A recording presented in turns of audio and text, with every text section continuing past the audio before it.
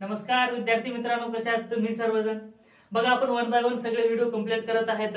आता मागच्या व्हिडिओमध्ये आपण करंट बघितलंय, व्होल्टेज बघितलंय, पोटेन्शियल डिफरन्स बघितलंय, ईएमएफ बघितलंय विथ डिटेल गावरान भाषेमध्ये कॉमेडियबल व्हिडिओमध्ये सगळं व्यवस्थित मी सांगितलंय. तुम्ही जर ते व्हिडिओ बघितला नसेल तर लगेच जाऊन बघून घ्या, म्हणजे तुमचे डाऊट हे क्लिअर असतील. जर तुम्ही इलेक्ट्रिकल मध्ये फोकस करत असाल, इलेक्ट्रिकल मध्ये तुम्ही इंजिनिअरिंग करत असाल, आयटीआय करत असाल, पॉलिटेक्निक करत असाल तर डाऊट क्लिअर असायला पाहिजे. आणि त्या काही नाही, मग आता बघायचं आपल्याला काय, करंट बघायचे आहे. तोपर्यंत तुम्ही जर चॅनलवरती नवीन असाल तर आता सबस्क्राईब करून घ्या, जेणेकरून नवीन नवीन व्हिडिओ तुमच्यापर्यंत लवकरात लवकर पोहोचेल. बघा, आता आपल्याला शिकायचे रेजिस्टन्स. रेजिस्टन्सची सुद्धा एक मस्तपैकी स्टोरी सांगणार आहे, आपल्या लाईफ रिलेटेड सांगणार आहे. मग ती स्टोरी ऐकण्यापूर्वी तुम्ही व्हिडिओ बंद करू नका, ते शेवटला सांगणार आहे. अगोदर रेजिस्टन्स पूर्ण सांगणार आहे, त्यानंतर व्होल्टेज, करंट आणि रेजिस्टन्स या तिघांची मस्तपैकी एक स्टोरी सांगणार आहे. कॉलेज लाईफ वरती सांगणार आहे, मुला मुलीमध्ये सांगणार आहे. तुम्ही बघा. आता बघा, आपल्याला रेजिस्टन्स रेजिस्टन्स म्हणजेच काय? रेजिस्टन्स म्हणजे ऐत खाऊ खोंब्या. कसा? ऐत खाऊ खोंब्या. ते सारखं खात असतो, ते काहीच करत नाही, फक्त खाणारा आहे. मग ते कोण? ऐत खाऊ खोंब्या आहे. मग ते काय आहे? इलेक्ट्रिकलच्या भाषेमध्ये काय आहे ते बघूयात. बघा, अगोदर हे डेफिनेशन वाचून घेऊ आपण. Resistance is the property. काय आहे? ते एक प्रॉपर्टी आहे ऑफ अ मटेरियल, म्हणजे मटेरियलची एक प्रॉपर्टी आहे which offers opposition to the flow of current. म्हणजे बघा, काय करत असतं, रेजिस्टन्स एक असा मटेरियल आहे की जे काही करंट आहे, ज्या कंडक्टर मधून करंट फ्लो होत असते त्याला अपोज करण्याचं काम हा रेजिस्टन्स करत असतो. काय काय काय?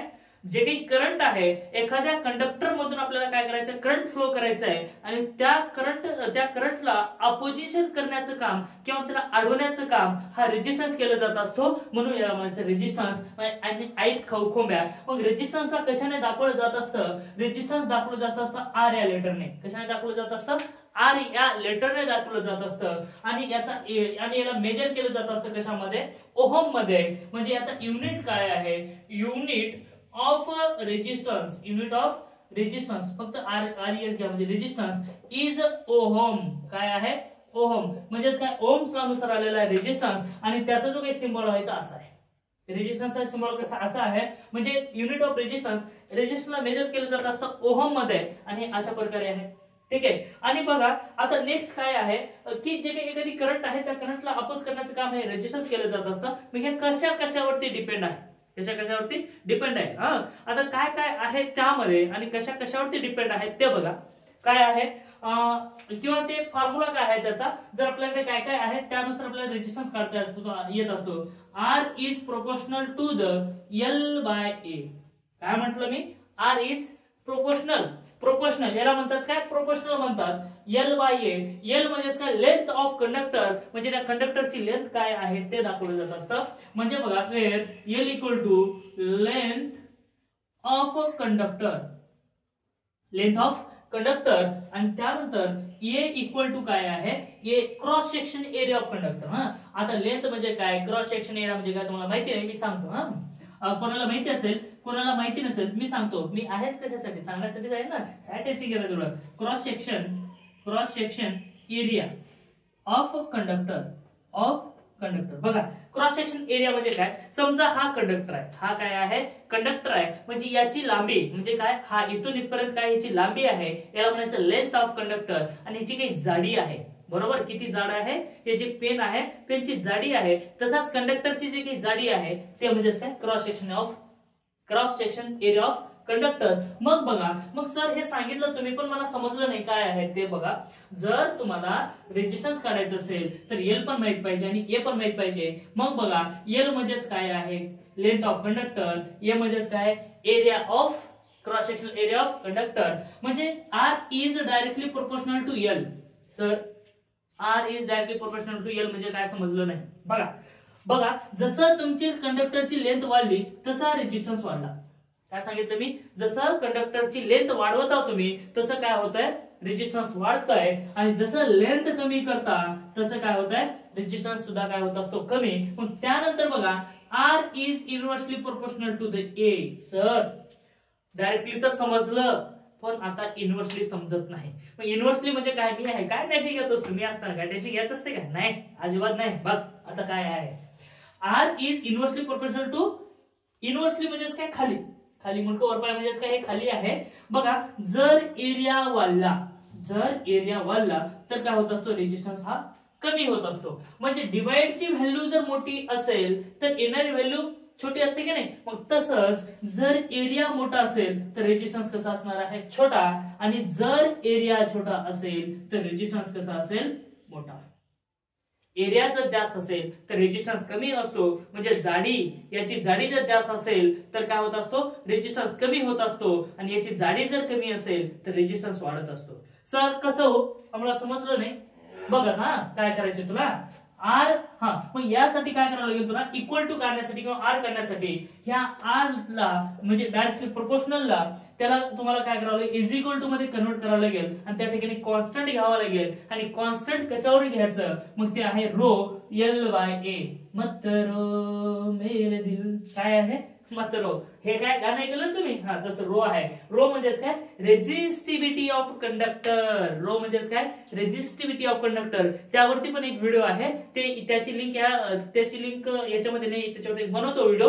मग ते व्हिडिओ तुम्ही बघा, रेझिस्टिव्हिटीचे स्पेशल बनवणार आहे. मग हे काय, कॉन्स्टंट आहे. मग कॉन्स्टंट जर असेल तर लेंथ तुमचा 100 मीटर आहे आणि एरिया तुमचा काय किती आहे, काहीतरी कमी मध्ये आहे. कमी म्हणजे काय, 2 मध्ये असेल तर बघा ह्याची याचा रेजिस्टन्स जर काढायचं कसं काढेल, म्हणजे तुमचा 50 ओहम आला.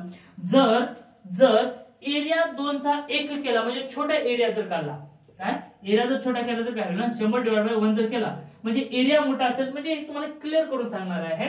इथं 100 आहे, 100/1 एरिया छोटा झाला, लेंथ सेम ठेवली, मग त्यावेळेस रेजिस्टन्स काय होईल बघा, रेजिस्टन्स किती आला आहे, 100 ओहम. म्हणजे याचा अर्थ जर एरिया मोठा असेल तर रेजिस्टन्स छोटा आणि जर एरिया छोटा असेल तर रेजिस्टन्स मोठा. समजलं का रे, इनव्हर्सली प्रोपोर्शनल. आता डायरेक्टली प्रोपोर्शनल म्हणजे काय बघा, हे एरिया जे आहे ना कॉन्स्टंट ठेवा. एरियाला काय करायचं, कॉन्स्टंट ठेवायचं. लेंथ वरती डिपेंड कसं येणार बघा, आर इक्वल टू लेंथ तुमची 100 आहे आणि त्यानंतर तुमचा जो एरिया आहे, तुमचा नाही त्या कंडक्टरचा, नाही तर मग अवसर आमच्याकडे नाही. हा बघा, जे काही तुमचा एरिया आहे ते 2 आहे. मग अशा वेळेस काय आला, 50 ओहम. जर तुमची लेंथ वाढवली तर काय होईल, 200 जर केला /2 म्हणजे 200 झाला म्हणजे किती, 100 झाला. रेजिस्टन्स किती आला तुमचा, 100. म्हणजे लेंथ जर वाढली रेजिस्टन्स वाढला, लेंथ कमी झाली रेजिस्टन्स कमी झाला. म्हणजे डायरेक्टली प्रोपोर्शनल. लेंथ वाढली, समोरासमोर आहे, कोणाच्या समोरासमोर आहे, रेजिस्टन्सच्या समोर येला आहे, म्हणून काय झालं, रेजिस्टन्स वाढला. लेंथ वाढला, रेजिस्टन्स वाढला, सारखं आहे ना. ओके सर, कशावरती डिपेंड आहे रेजिस्टन्स, सांगा थोडंसं. ओके बघ, कशावरती डिपेंड आहे resistance. Resistance is depends on the conductor of material. त्या कंडक्टरच्या मटेरियलवरती सुद्धा रेजिस्टन्स डिपेंड आहे. कशावरती, मटेरियल वरती. आता बघा, 4-5 काहीतरी गोष्टी आहेत, तर त्याच्यात एक आहे मटेरियल ऑफ कंडक्टर. काय आहे, मटेरियल कोणाचा, कंडक्टरचा, मटेरियल ऑफ कंडक्टर. त्यानंतर दुसरी गोष्ट आहे लेंथ ऑफ कंडक्टर. म्हणजे लेंथ वाढला म्हणजे कमी झाला, व्हेरिएबल आहे ना, बरोबर. म्हणजे लेंथ ऑफ कंडक्टर. त्यानंतर तिसरा आहे एरिया. त्याच्यानंतर चौथा आहे टेम्परेचर. चौथं काय आहे, टेम्परेचर. म्हणजे टेम्परेचर वाढला की रेजिस्टन्स काय होत असतो, वाढत असतो. ते पॉझिटिव्ह टेम्परेचर कोएफिशियंट आहे. कसं आहे, पॉझिटिव्ह टेम्परेचर कोएफिशियंट. टेम्परेचर वाढला, रेजिस्टन्स वाढला, आणि त्याच्यानंतर रेजिस्टन्स कमी, म्हणजे टेम्परेचर कमी झाला, रेजिस्टन्स कमी झाला. म्हणजे कशावरती आहे, टेम्परेचर वरती सुद्धा डिपेंड आहे. एक झाला काय तुमचा, टेम्परेचर वरती डिपेंड आहे, एरियावरती, लेंथ वरती आणि मटेरियल वरती सुद्धा डिपेंड आहे. आणि 4 तर एवढे तर आहेत. अजून कुठले जर असतील तर मी सांगतो, मला आठवत नाही अजून कुठले तरी आहे, पण 4 तर कंपल्सरी आहे बघा. त्यानंतर सर आम्हाला रेजिस्टन्स समजलं, कशावरती डिपेंड आहे समजलं. मग आता काय काम करत असतं बघा, रेजिस्टन्स काय करत असतो, ज्यावेळेस व्होल्टेज काय, प्रेशर आहे, आणि करंट काय आहे, करंट काय, चार्ज आहेत, बरोबर. Flop charges, number of the amount of flop charges म्हणजे काय आहे, करंट आहे. आणि त्यासाठी लागणार काय, फोर्स म्हणजे व्होल्टेज आहे. आणि रेजिस्टन्स काय करतो, त्याला अडवतो. मग बघा काय केलं जात असतं, एक कंडक्टर आहे, काय, हा एक कंडक्टर आहे. या कंडक्टर मधून काय जे काही चार्जेस आहेत ते फ्लो होत असतात. मग या कंडक्टर मध्ये काय केलं जात असतं माहिती का, असं असतो, असं असेल ना. मग या ठिकाणी काय रेजिस्टन्स आहे, मग इथून काय व्होल्टेज ह्याला पाठवतो, आणि हे काय आहे, करंट आहे तुमचा, आणि हे काय, आर आहे. मग जेवढं तुम्ही पाठवताय, बरोबर, काय होत आहे, याच्यातून काय करंट पाठवताय, मग ह्या करंटला अडवण्याचं काम कोण करत असतं, रेजिस्टन्स, आणि जर रेजिस्टन्स जर जास्त असेल तिथं प्रेशर असायला पाहिजे, आणि जर प्रेशर जर नसेल तर मग तिथे चार्ज जाणार आहेत का? जाणारच नाहीत. जसं आपले पाईपलाईन आहे, कशी आहे पाईपलाईन, मग त्या पाईपलाईन नुसारच आपलं काय रेजिस्टन्स, करंट आणि व्होल्टेज आहे. तर जर तुम्ही प्रेशर दिलात किंवा त्याच्या समोर जर अडवण्याचा प्रयत्न जर केलात कोणाला, पाण्याला, बरोबर, पाईपला असं आपण बोट लावतो आणि बोट लावलं की काय करत असतो आपण, त्याला अडवण्याचा प्रयत्न करतो, त्यावेळेस प्रेशर वाढत असतं. मग प्रेशर वाढलं म्हणजे रेजिस्टन्स वाढलं, म्हणजेच काय झालं, व्होल्टेज वाढत असतो. रेजिस्टन्स वाढला म्हणजेच काय, व्होल्टेज वाढत असतो. मग बघा आता या ठिकाणी काय केलं जात असतं, जे काही चार्ज आहे त्याला अपोज करण्याचं काम केलं जात असतं, आणि ज्यावेळेस अपोज केलं त्यावेळेस मग सर रेजिस्टन्सचं काम काय आहे? रेजिस्टन्सचं काम काय, हिटिंग करण्यासाठी. जे काही हिट करतात, तुमचा आयर्न असेल, त्याच्यानंतर इंडक्शन कुकर असेल, त्याच्यानंतर तुमचा हीटर असेल, ओके, त्याच्यानंतर जे काही हिटिंग ऍप्लिकेशन आहे ते हिटिंग फिलामेंट्स आहेत, ज्या ज्या ठिकाणी तुम्हाला गरम करण्याची गोष्ट लागणार आहे त्या त्या ठिकाणी आपल्याला रेजिस्टन्स वापरावं लागतं. आणि जर रेजिस्टन्स जर वापरायचं नसेल तर तिथं हिट होणारच नाही. मग हिटिंग एलिमेंटसाठी सर्वात चांगलं कंडक्टर वापरलं जात असतं, त्याला म्हणतात निक्रोम. जे काही सिगडी आहे, हीटर आहे, यामध्ये जे काही कंडक्टर वापरलं जात असतं त्याला म्हणतात निक्रोम. बघा आता जे काही निक्रोम आहे ना, हे कॉम्प्युटर एक्झाममध्ये खूप सारे विचारलं जात असतं. निक्रोम कंडक्टर आहे, मग ते काय केलं जात असतं, हिटिंग ऍप्लिकेशनसाठी वापरलं जात असतं. आणि जिथे जिथे हिट आहे तिथे तिथे रेजिस्टन्स आहे.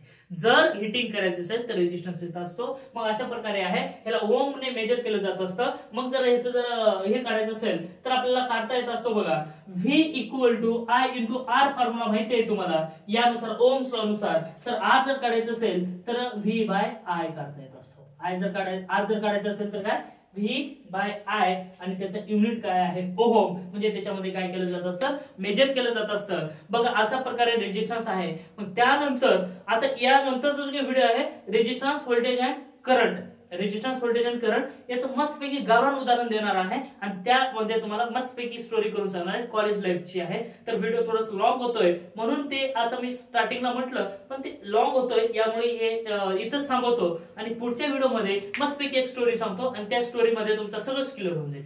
काहीच नाही, 5 मिनिटाची स्टोरी असेल, त्यामध्ये सगळं तुमचं क्लिअर होऊन जाईल. तर व्हिडिओ आवडला असेल तर लाईक करा, शेअर करा, आणि सबस्क्राईब करायला मात्र विसरू नका. Thank you, take care, bye bye, all the best.